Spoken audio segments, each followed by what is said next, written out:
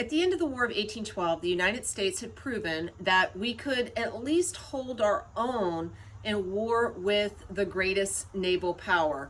This was the second time we took on our mother country, and I can't say it was a decisive victory, for it was not. There are not going to be a lot of territorial gains or any territorial gains, but it's more of an elevation of this baby country as far as respect is concerned.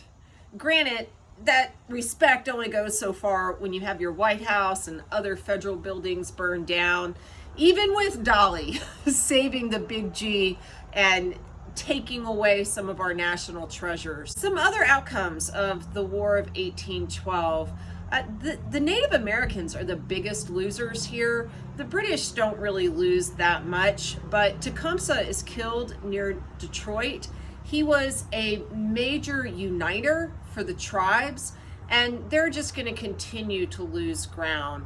Worthy of note is the fact that during the War of 1812, Francis Scott Key penned a poem while overseeing a battle.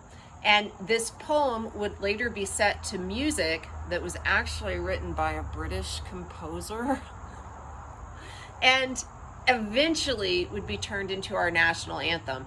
Not until 1931, actually. It's a big deal to have a song that all Americans recognize, not just when we stand on the top step at many Olympics, winning gold, USA, but just as a part of identity.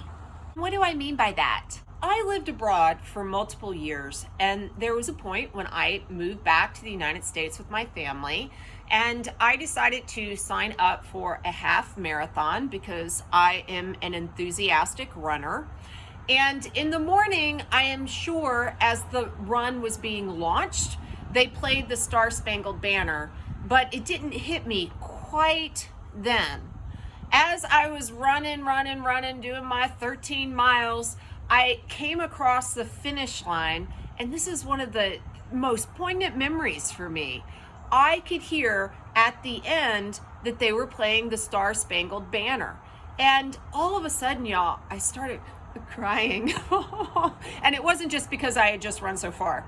I just felt like eating a hot dog. Saying America. I was at home. By the way, the Star-Spangled Banner is notoriously hard to sing. And if you want to see a really good rendition of it, you could hear Whitney Houston just throw down on that song at the Super Bowl.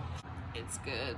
Speaking of music, many years after the Star-Spangled Banner was penned, another song came into American culture. This song was called The Battle of New Orleans, and it is focused on the guy who makes his name, makes his national reputation, kicking the backside of the British at a battle that was at the end of the war after the Treaty of Ghent was already signed, but no one knew it, so everyone viewed him as amazing. Of course, I'm talking about Andrew Jackson, who won the Battle of New Orleans. If you've never heard this song, it's kind of a trip. I used to sing it in the car when we were on road trips. It's 1814, took a little trip along with Colonel Jackson down the mighty Mississippi.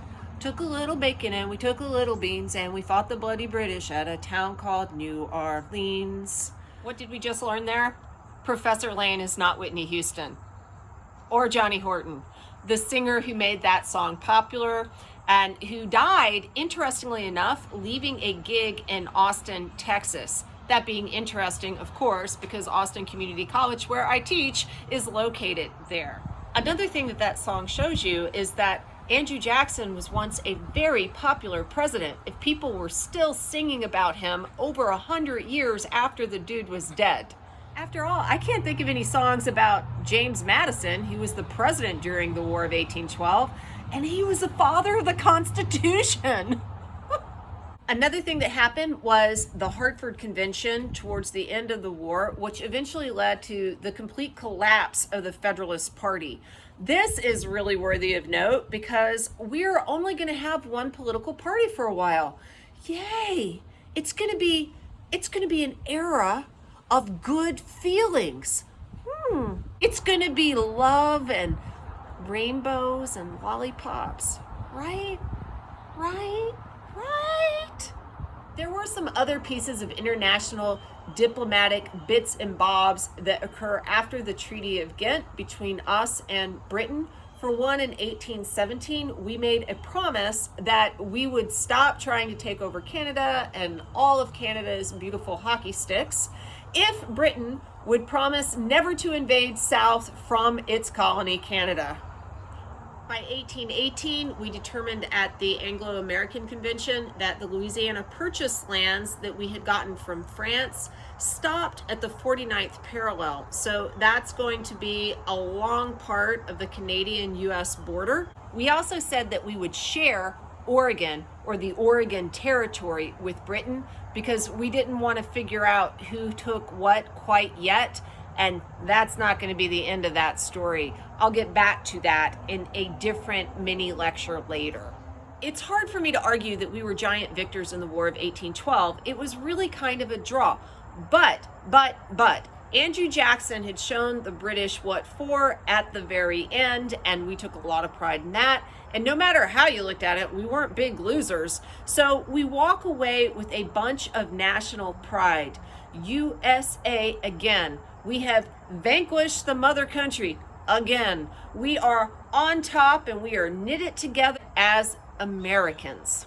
We should take a second to think about some emerging trends nationally, and one is concerned with a rising market economy.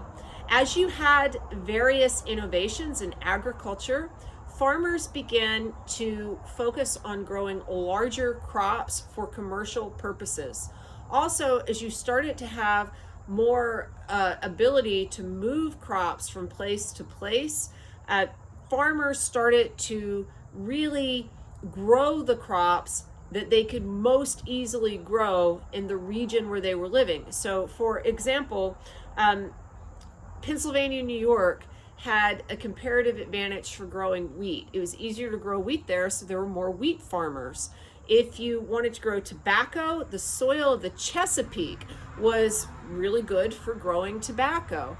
If you wanted to grow rice, the South Carolina lowlands were very good for that, though cotton tended to be king in most of the South. With the rise of markets came the rise of credit. The federal government produced gold and silver coins, but banks would issue banknotes, and that included the state banks. And sometimes they overprinted banknotes, which caused inflation. There was a national bank. Alexander Hamilton had won that argument, but his national bank's charter expired in 1811. And James Madison, who did not like the bank, let that go. But then he realized, oh snap, a national bank is useful. So a new national bank was created in 1816. It was supposed to check the state banks and make sure that they were doing the right thing with the production of these banknotes, but sometimes the national bank wasn't doing the right thing. All of that is going to cause a great deal of suspicion later when it came to paper money. And that's something that you can just tuck into the back of your mind as we move towards the Jacksonian era. The United States was an overwhelmingly agrarian nation, which means we were an overwhelmingly farming country, a nation of farmers. But we do start to stick our toes into manufacturing during and after the War of 1812. There was a guy named Francis Cabot Lowell from Massachusetts who at some point becomes fairly wealthy in shipping through, in part, a good marriage. But he ends up going to England and he becomes fascinated with power looms and the things that they are doing over there to industrialize. And they won't let him take a loom or export a loom, buy a loom. You can't do any of that. Britain wanted to hold on to their technology. But what he did is he memorized how a loom was put together, and when he came back to the United States, he reproduced a power loom and he started using it in Massachusetts in a town called Lowell, because it's going to be a company town. It makes sense that the first factories grow up around textiles because the United States was growing so much cotton. Another thing that's interesting about these textile factories, these mills, this early manufacturing, is that men aren't going to be the big factory workers. It's going to be women, single women, young single women, because when you get married, then you go off and you raise your family. But before you do that, you can work in one of these textile mills, earn some money, see some of the world, and that's okay for you. Why don't men work in the factories? Well, this is an agrarian nation, and men want land because land is property, which is a form of liberty. I don't want to give you the impression the majority of men actually had land. That was just the aspiration. But they didn't want to work in the factories because they wanted land.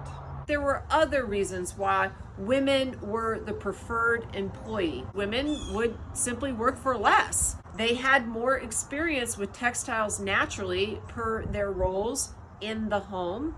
They were enthusiastic to work because they wanted to leave their house and gain some independence. The Lowell Girls, as they were sometimes called, really built a sense of community. And they often swapped books and they focused on education. There were libraries in a lot of these mills that they took advantage of, but the conditions were not super awesome. They often worked over 70 hours a week, every week. These factories were not places where you would want to go, but they were very, very good in some ways in expanding women's horizons. You could say that history is complicated. Mill owners like Francis Cabot Lowell wanted their businesses to grow, so they pushed the federal government to put in place protective tariffs. That's because they had a little baby industry and they had to catch up with the British, so it was essentially Buy American. Lowell's desires coincided with the political vision of a man named Henry Clay, who was a politician from Kentucky. Clay proposed something called the American system, which put forth super high tariffs to protect American manufacturing from British manufacturing. Clay wanted to develop a more robust national economy. If you think about it, you'll notice the Democratic Republicans, led by James Madison at this point, have really changed some of their positions. All of a sudden, they like high protective tariffs. They want to promote manufacturing. Madison helps get another charter on a national bank. I can just imagine the ghost of an old Federalist saying, James, once upon a time we wrote the Federalist Papers together, and then all of a sudden you didn't like my ideas. I'm glad to see you're coming back to my point of view. Bye.